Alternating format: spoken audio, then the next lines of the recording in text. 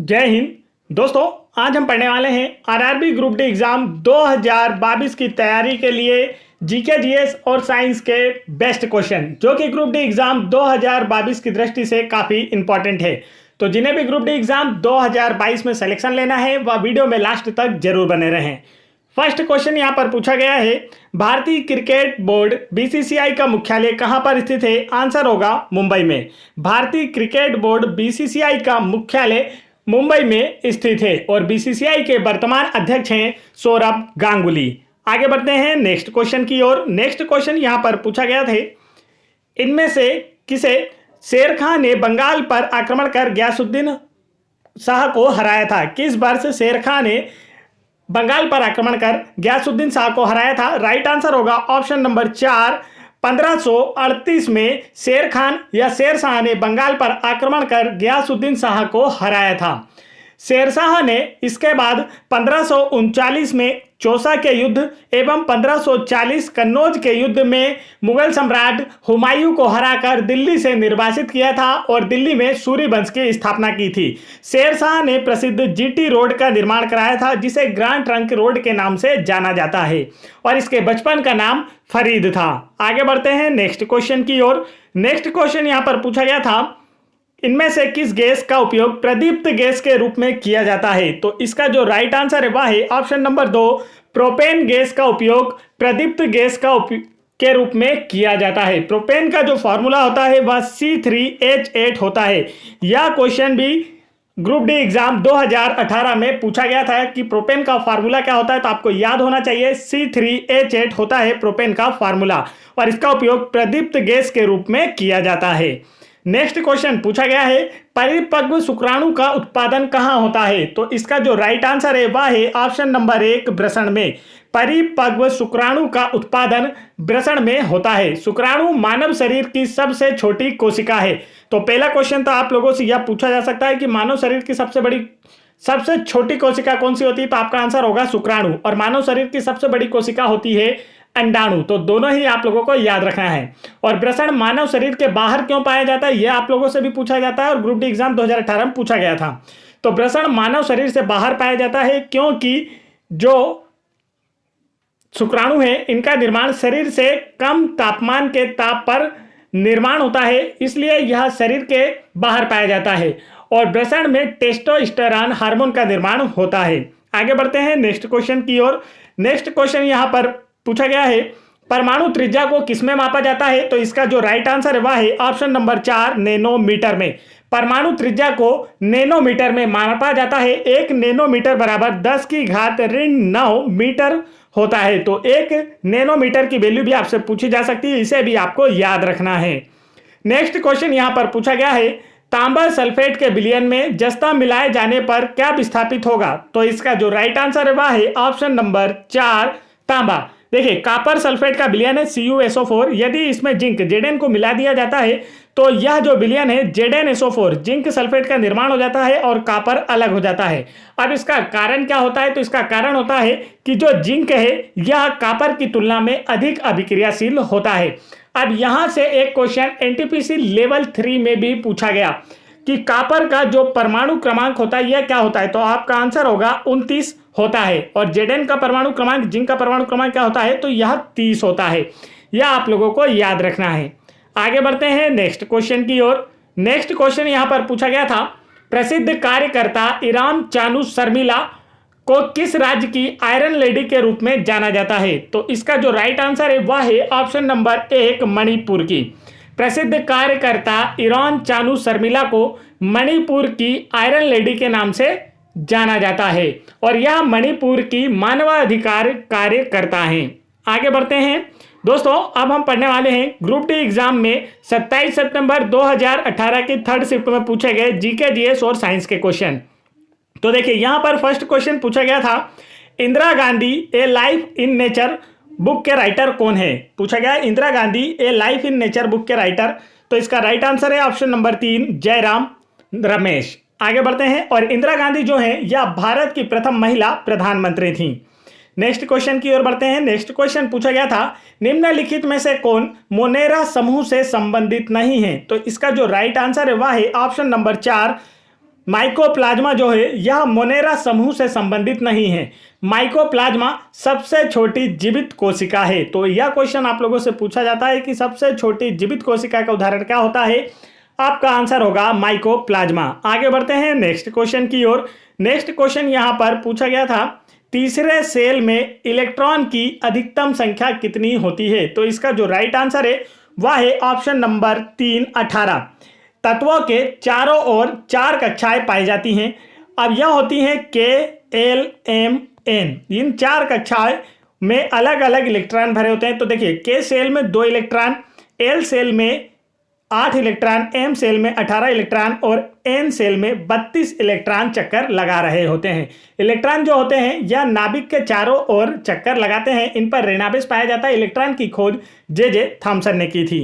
आगे बढ़ते हैं नेक्स्ट क्वेश्चन की ओर। नेक्स्ट क्वेश्चन यहां पर पूछा गया था, प्रसव पीड़ा किसकी दीवारों में संकुचन के कारण होता है। तो इसका जो राइट आंसर है वह है ऑप्शन नंबर 3, गर्भाशय। प्रसव पीड़ा गर्भाशय की दीवारों में संकुचन के कारण होता है। आसानी से प्रसव हो सके इसलिए गर्भाशय रिलैक्सिन हार्मोन स्रावित करता है। आगे बढ़ते हैं नेक्स्ट क्वेश्चन की ओर। नेक्स्ट क्वेश्चन यहां पर पूछा गया था, एक तत्व की परमाणु संख्या 13 है तो इस तत्व में कितने सेल होंगे।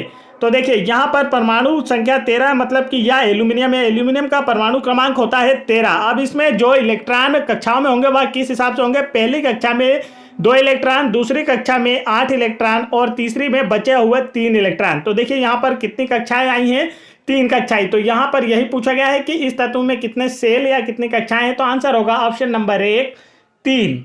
चलिए आगे बढ़ते हैं। और यह जो एल्यूमिनियम है, एल्यूमिनियम भूपरपट्टी पर स्वतंत्र अवस्था में पाया जाने वाला सर्वाधिक मात्रा में यह एकमात्र धातु है। आगे बढ़ते हैं। नेक्स्ट क्वेश्चन यहां पर पूछा गया था, इनमें से कौन महिला एक दिवसीय क्रिकेट के इतिहास में 6000 रन बनाने वाली खिलाड़ी बन गई हैं। राइट आंसर होगा ऑप्शन नंबर 1, मिताली राज महिला एक दिवसीय क्रिकेट के इतिहास में 6000 रन बनाने वाली पहली खिलाड़ी बन गई हैं। और मिताली राज जो है यह भारतीय महिला क्रिकेट टीम की वर्तमान कप्तान है। चलिए आगे बढ़ते हैं नेक्स्ट क्वेश्चन की ओर। नेक्स्ट क्वेश्चन यहां पर पूछा गया है, मानव रक्त में सबसे बड़ी कणिकाएं कौन सी है। तो इसका जो राइट आंसर है वह है ऑप्शन नंबर 4, श्वेत कोशिकाएं या व्हाइट ब्लड सेल जो होती हैं या मानव रक्त की बड़ी कोशिकाएं होती हैं, सबसे बड़ी कोशिकाएं होती हैं। श्वेत रक्त कणिकाओं का जो जीवन काल है यह 3 से 5 दिनों का होता है। इन्हें हमारे शरीर का रक्षक या सैनिक भी कहा जाता है। आगे बढ़ते हैं नेक्स्ट क्वेश्चन की ओर। नेक्स्ट क्वेश्चन यहां पर पूछा गया है, यदि तापमान बढ़ता है तो ध्वनि की गति पर क्या प्रभाव पड़ता है। तो इसका राइट आंसर है ऑप्शन नंबर 4, बढ़ती है। यदि तापमान बढ़ता है तो ध्वनि की गति बढ़ जाती है। चलिए आगे बढ़ते हैं नेक्स्ट क्वेश्चन की ओर। नेक्स्ट क्वेश्चन यहां पर पूछा गया था, मानव शरीर में श्वसन वर्णक कौन सा है। तो इसका जो राइट आंसर है वह है ऑप्शन नंबर 2, हीमोग्लोबिन मानव शरीर में श्वसन वर्णक है। हीमोग्लोबिन हमारे शरीर में ऑक्सीजन का परिवहन करता है। हीमोग्लोबिन की उपस्थिति के कारण ही रक्त का रंग लाल होता है। आगे बढ़ते हैं नेक्स्ट क्वेश्चन की ओर। नेक्स्ट क्वेश्चन यहां पर पूछा गया था, सीसा पेंसिल में शीशे का प्रतिशत कितना होता है। तो इसका जो राइट आंसर है वह है ऑप्शन नंबर 2, 0%। सीसा पेंसिल जो है यह ग्रेफाइट से बनी होती है। आप लोग जो पेंसिल से लिखते हैं उसे ही सीसा पेंसिल कहा जाता है। और इसका जो लीड है या शीशा है वह किसका बना होता है, ग्रेफाइट का। और ग्रेफाइट कार्बन का अयस्क होता है जो कि कार्बन का एक अपरूप है। ग्रेफाइट कार्बन का एक अपरूप है और इसमें शीशा 0% होता है। आगे बढ़ते हैं। और ग्रेफाइट जो है यह एकमात्र अधातु है जो विद्युत का सुचालक होती है। नेक्स्ट क्वेश्चन पूछा गया है, रोहिंग्या निम्नलिखित में से देशों में से किसका एक जातीय समुदाय है। तो इसका जो राइट आंसर है वह है ऑप्शन नंबर 2, म्यांमार देश का। रोहिंग्या म्यांमार देश का एक जातीय समुदाय है। म्यांमार की राजधानी है नए पैताब। नेक्स्ट क्वेश्चन की ओर बढ़ते हैं। नेक्स्ट क्वेश्चन में हमसे पूछा गया है, इनमें से कौन सी धातु हथेली पर पिघल जाती है।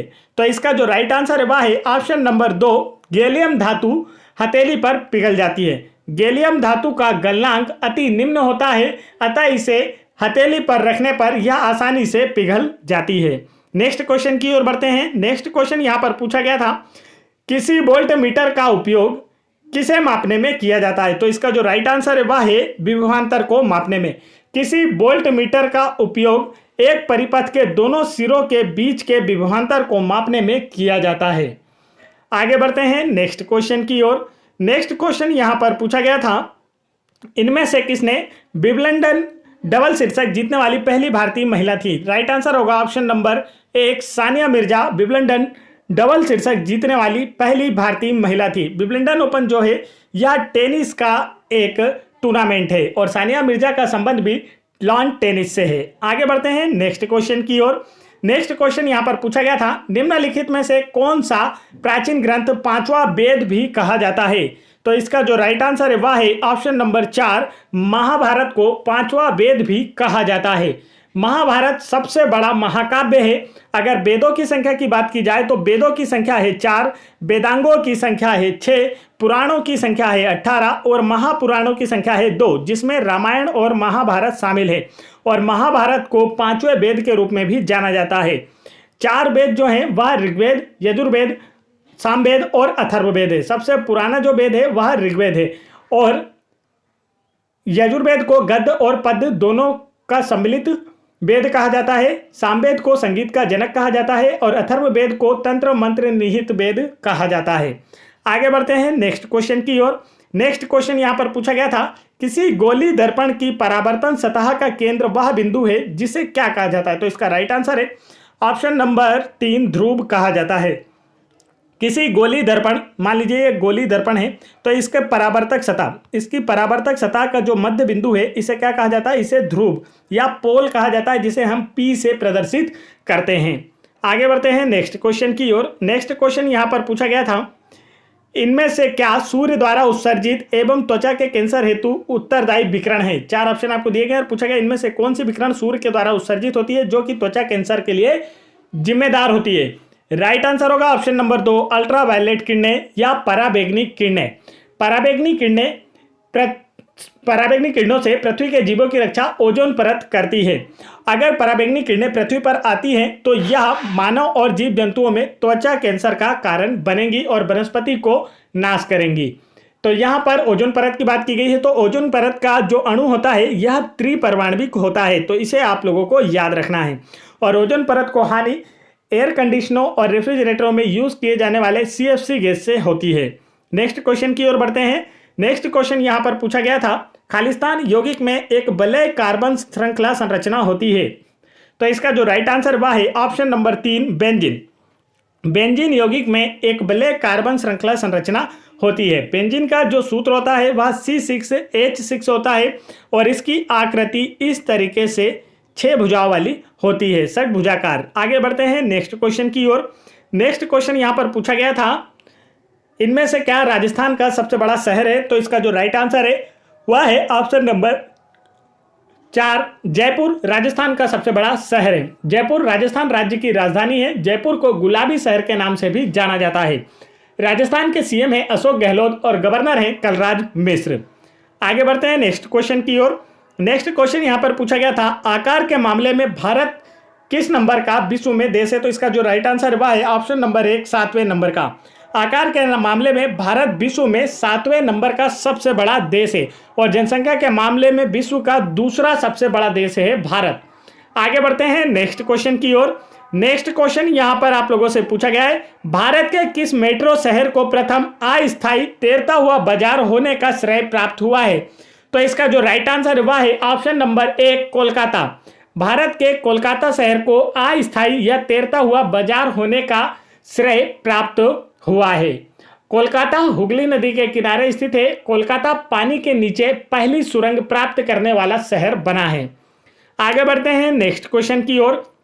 नेक्स्ट क्वेश्चन यहां पर पूछा गया था, किसे देश की प्रथम महिला वकील हैं जो कि उच्चतम न्यायालय के न्यायाधीश के पद के लिए सीधे चयनित हुई हैं? तो राइट आंसर होगा ऑप्शन नंबर 1 इंदु मल्होत्रा देश की प्रथम महिला वकील हैं जो उच्चतम न्यायालय के न्यायाधीश पद के लिए सीधे नियुक्त हुई हैं। आगे बढ़ते हैं नेक्स्ट क्वेश्चन की ओर। नेक्स्ट क्वेश्चन यहां पर पूछा गया है, भारत में सामान और सेवा कर GST कब शुरू किया गया था? राइट आंसर होगा ऑप्शन नंबर 2 1 जुलाई 2017 को।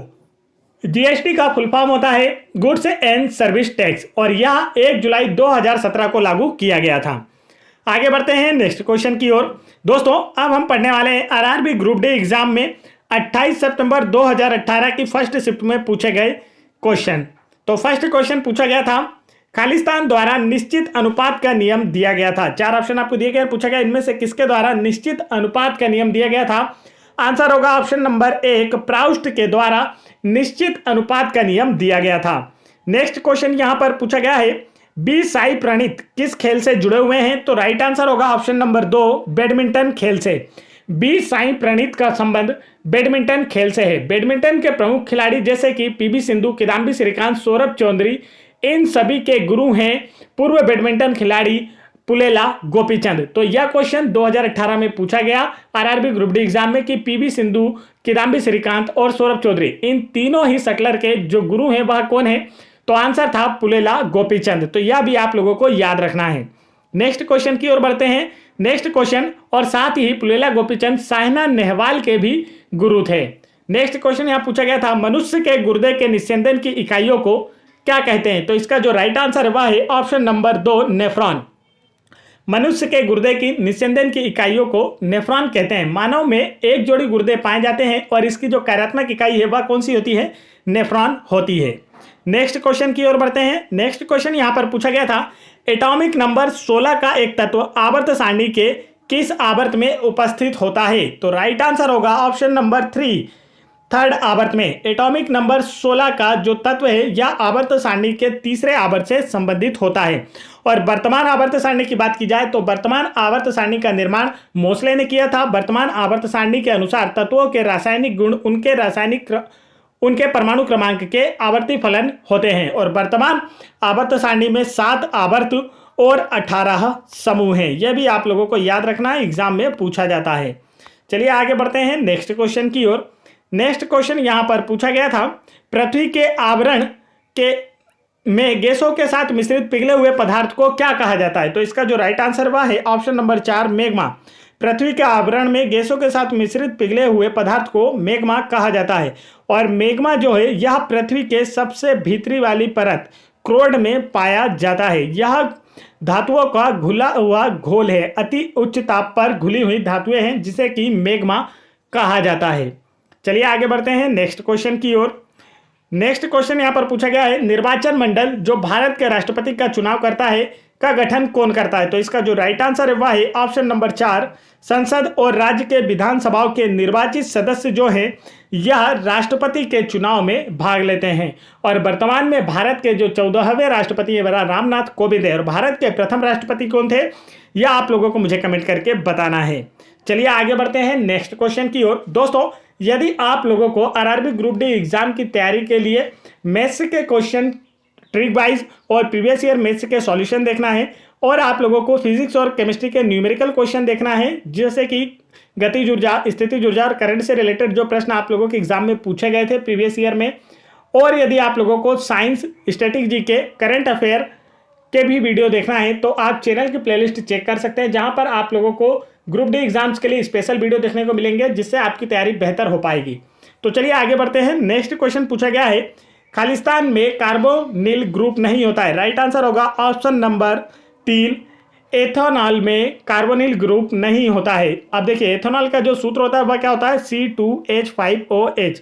तो इसमें कहीं भी आपको कार्बोनिल ग्रुप देखने को नहीं मिलेगा। आगे बढ़ते हैं नेक्स्ट क्वेश्चन की ओर। नेक्स्ट क्वेश्चन यहाँ पर पूछा गया था, एक टेबल, एक कुर्सी, फल भरा एक कटोरा और एक वायलिन, एक आदमी को खुश होने के लिए और क्या चाहिए। यह कथन किसका है। तो राइट आंसर है ऑप्शन नंबर 1, अल्बर्ट आइंस्टीन। एक टेबल, एक कुर्सी, फल भरा एक कटोरा और एक वायलिन, एक आदमी को खुश होने के लिए और क्या चाहिए, यह कथन कहा गया था अल्बर्ट आइंस्टीन के द्वारा। और अल्बर्ट आइंस्टीन को तो हम सभी जानते हैं। चलिए आगे बढ़ते हैं। नेक्स्ट क्वेश्चन यहाँ पर पूछा गया था, खालिस्तान उत्परिवर्तन, म्यूटेशन आनुवांशिक नहीं होता है। तो राइट आंसर है वह है ऑप्शन नंबर 4, दैहिक उत्परिवर्तन आनुवांशिक नहीं होता है। आगे बढ़ते हैं नेक्स्ट क्वेश्चन की ओर। नेक्स्ट क्वेश्चन यहाँ पर पूछा गया था, भारत में संविधान दिवस कब मनाया जाता है। तो राइट आंसर होगा ऑप्शन नंबर 3, 26 नवंबर को। प्रत्येक वर्ष 26 नवंबर को संविधान दिवस के रूप में मनाया जाता है। भारत का संविधान 26 नवंबर 1949 को बनकर तैयार हुआ था, इसलिए इस दिन को संविधान दिवस के रूप में मनाया जाता है। और भारत का संविधान लागू कब हुआ था अगर आपसे पूछा जाए तो 26 जनवरी 1950 को भारत का संविधान लागू हुआ, जिसके साथ भारत एक गणतंत्र देश बना था। आगे बढ़ते हैं नेक्स्ट क्वेश्चन की ओर। नेक्स्ट क्वेश्चन यहां पर पूछा गया था, मानव विकास सूचकांक को 1990 में किसके द्वारा विकसित किया गया था? तो राइट आंसर होगा अमर्त्य सेन और महबूब उल हक के द्वारा 1990 में मानव विकास सूचकांक को शुरू किया गया था। अमर्त्य सेन भारत के प्रसिद्ध अर्थशास्त्री हैं, जिन्हें भारत का प्रथम नोबेल पुरस्कार विजेता भी हैं। यहाँ अर्थशास्त्र के क्षेत्र में अमर्त्य सेन को वर्ष 1998 में नोबेल का अर्थशास्त्र पुरस्कार दिया गया था। आगे बढ़ते हैं नेक्स्ट क्वेश्चन की ओर। नेक्स्ट क्वेश्चन यहाँ पर पूछा गया था, भारत दुनिया में किस नंबर का सबसे अधिक आबादी वाला देश है? तो राइट आंसर होगा ऑप्शन नंबर 2 दूसरा। भारत में दुनिया में दूसरा सबसे अधिक आबादी वाला देश है और क्षेत्रफल की दृष्टि से 7वां सबसे बड़ा देश है। चलिए आगे बढ़ते हैं नेक्स्ट क्वेश्चन की ओर। नेक्स्ट क्वेश्चन यहाँ पर पूछा गया था, आधुनिक आवर्त सारणी में कितने समूह और आवर्त मौजूद हैं? तो इसका जो राइट आंसर है दोस्तों वह है ऑप्शन नंबर 3 18 समूह और 7 आवर्त। आधुनिक आवर्त सारणी में 18 समूह और 7 आवर्त है। आधुनिक आवर्त सारणी मोसले के द्वारा तैयार की गई थी और इसमें कुल अब तक ज्ञात 118 तत्वों को रखा गया है और यह सभी पर लागू होती है, इसका जो नियम है। नेक्स्ट क्वेश्चन यहाँ पर पूछा गया है, एक मिश्रण नीले लिटमस को लाल में बदल देता है तो इसका पीएच मान कितना होने की संभावना है? राइट आंसर होगा ऑप्शन नंबर 6। एक मिश्रण नीले लिटमस को लाल में बदल देता है, इसका पीएच मान 6 होने की संभावना है। लिटमस पेपर जो हैं यह लाइकन से प्राप्त किए जाते हैं। पीएच स्केल पर 7 मान वाले विलयन को उदासीन, 7 से कम मान वाले विलयन को अम्लीय और 7 से अधिक मान वाले विलयन को क्षारीय कहा जाता है। नेक्स्ट क्वेश्चन की ओर बढ़ते हैं दोस्तों। नेक्स्ट क्वेश्चन यहाँ पर पूछा गया था, प्लासी का युद्ध कब लड़ा गया था? तो इसका जो राइट आंसर है वह है ऑप्शन नंबर 3 23 जून 1757 को प्लासी का युद्ध लड़ा गया था। प्लासी का युद्ध सिराजुद्दौला और अंग्रेजों के बीच लड़ा गया था। इसमें अंग्रेजी सेना का नेतृत्व रॉबर्ट क्लाइव ने किया था और सिराजुद्दौला का सेनापति मीर जाफर था, जिसकी गद्दारी की वजह से सिराजुद्दौला इस युद्ध में हारा गया था। आगे बढ़ते हैं नेक्स्ट क्वेश्चन की ओर। नेक्स्ट क्वेश्चन यहाँ पर पूछा गया है, गति का दूसरा समीकरण किसके बीच संबंध को दर्शाता है? तो राइट आंसर होगा ऑप्शन नंबर 4 स्थिति और समय के बीच। गति का दूसरा समीकरण स्थिति और समय के बीच संबंध को दर्शाता है। गति का दूसरा समीकरण होता है एस बराबर से ut plus half at square. तो गति के तीनों समीकरण आप लोगों को याद होना चाहिए, पहला, दूसरा, तीसरा, और यह किन किन के बीच संबंध दर्शाते हैं यह भी आपको याद होना चाहिए। पहला समीकरण होता है v बराबर से u प्लस at, जो कि वेग और समय के बीच संबंध दर्शाता है। दूसरा समीकरण हमारा एस बराबर ut plus half at square, जो कि स्थिति और समय के बीच संबंध दर्शाता है। तीसरा होता है v स्क्वायर बराबर u स्क्वायर प्लस 2as, जो कि वेग और स्थिति के बीच संबंध को दर्शाता है। तो यह सारे के सारे नियम आपको याद होना चाहिए और यह आपस में किनसे संबंध दर्शाते हैं यह भी आप लोगों को याद होना चाहिए। तीनों के तीनों नियम ग्रुप डी एग्जाम 2018 में पूछे गए थे। नेक्स्ट क्वेश्चन यहाँ पर पूछा गया है, निम्नलिखित की भिन्नता के कारण संपीड़न और बिरलीकरण उत्पन्न होता है। तो संपीड़न और बिरलीकरण कब उत्पन्न होते हैं? तो आंसर होगा ऑप्शन नंबर 3 हवा के दबाव के कारण संपीड़न और बिरलीकरण दोनों ही उत्पन्न होते हैं। अधिक दबाव पर संपीड़न तथा न्यूनतम दबाव पर बिरलन की घटना घटित होती है। चलिए आगे बढ़ते हैं नेक्स्ट क्वेश्चन की ओर। नेक्स्ट क्वेश्चन यहाँ पर पूछा गया था, खालिस्तान में सबसे बड़ा इलेक्ट्रॉन संबंध है। 4 ऑप्शन आपको दिए गए और पूछा गया इनमें से किस में सबसे बड़ा इलेक्ट्रॉन संबंध है? आंसर होगा क्लोरीन में सबसे बड़ा इलेक्ट्रॉन संबंध है। क्लोरीन जो है इसका परमाणु क्रमांक 17 होता है। क्लोरीन हेलोजन समूह का तत्व है और हेलोजन समूह के जितने भी तत्व हैं यह समूह 17 में रखे गए हैं। तो समूह 17 के जितने भी तत्व हैं इन्हें क्या कहा जाता है? हेलोजन कहा जाता है। नेक्स्ट क्वेश्चन की ओर बढ़ते हैं। नेक्स्ट क्वेश्चन यहाँ पर आप लोगों से पूछा गया है, निम्न में से कौन सा समूह अनावृत बीज उत्पन्न कर सकता है? तो राइट आंसर होगा अनावृत बीजी जो पौधे होते हैं यह अनावृत बीज उत्पन्न कर सकते हैं। चलिए आगे बढ़ते हैं नेक्स्ट क्वेश्चन की ओर। नेक्स्ट क्वेश्चन यहाँ पर पूछा गया है, यूरोपीय संघ की आधिकारिक मुद्रा निम्नलिखित में से कौन सी है? तो इसका जो राइट आंसर है वह है ऑप्शन नंबर 1 यूरो। यूरोपीय संघ की आधिकारिक मुद्रा है यूरो। आगे बढ़ते हैं नेक्स्ट क्वेश्चन की ओर। नेक्स्ट क्वेश्चन यहाँ पर पूछा गया है क्यूप्रस ऑक्साइड में कॉपर की संयोजकता क्या होती है। तो क्यूप्रस ऑक्साइड का सूत्र होता है CuO और इसमें कॉपर की संयोजकता कितनी है, तो कॉपर का एक अणु है, तो कॉपर की संयोजकता कितनी है, एक होती है। आगे बढ़ते हैं नेक्स्ट क्वेश्चन की ओर। नेक्स्ट क्वेश्चन यहाँ पर पूछा गया है अकबर के शासनकाल में मुगल साम्राज्य का वित्त मंत्री कौन था। तो इसका जो राइट आंसर है, चलिए यहाँ पर देखते हैं। क्वेश्चन यहाँ पर पूछा गया है अकबर के शासनकाल में, यह रहा हमारा क्वेश्चन, अकबर के शासनकाल में मुगल साम्राज्य का वित्त मंत्री कौन था। आंसर होगा राजा टोडरमल। अकबर के राजस्व मंत्री या वित्त मंत्री कौन थे, तो राजा टोडरमल थे और टोडरमल ने ही मनसब प्रथा की शुरुआत की थी। अकबर का दरबार 9 रत्नों से सुसज्जित था जिसमें कि तानसेन, बीरबल और राजा टोडरमल जैसे महान विद्वान शामिल थे। आगे बढ़ते हैं नेक्स्ट क्वेश्चन की ओर। नेक्स्ट क्वेश्चन यहाँ पर पूछा गया था यदि समान क्षमता की दो आवेशित वस्तुओं को एक तार से जोड़ा जाता है तो विद्युत का जो प्रवाह है वह किस ओर होगा। तो इसका राइट आंसर है ऑप्शन नंबर 3, बिजली प्रवाहित नहीं होगी। जब समान क्षमता के दो आवेशित या चार्ज वस्तुओं को एक तार से जोड़ा जाता है तो बिजली प्रवाहित नहीं होती है। आवेश जो है या अधिकतम चार्जिंग से कम चार्जिंग की ओर प्रवाहित होते हैं, तो यहाँ पर विद्युत का प्रवाहित नहीं होगा। तो दोस्तों आज के सेशन में इतना ही। वीडियो पसंद आया हो तो वीडियो को लाइक करें, चैनल पर पहली बार आए तो चैनल को जरूर सब्सक्राइब कर लें। और यदि आप लोगों को ग्रुप डी एग्जाम्स के लिए प्रीवियस ईयर मैथ्स के सॉल्यूशन, मैथ्स की बेस्ट ट्रिक, न्यूमेरिकल क्वेश्चन जैसे कि करंट, गतिज ऊर्जा और स्थितिज ऊर्जा से रिलेटेड प्रश्न, जीके जीएस, करंट अफेयर और साइंस से रिलेटेड महत्वपूर्ण वीडियो देखना है तो आप चैनल की प्लेलिस्ट चेक कर सकते हैं, जिससे आपकी ग्रुप डी की तैयारी बेहतर हो पाएगी और आप लोगों का भी ग्रुप डी में सिलेक्शन हो पाएगा। जय हिंद।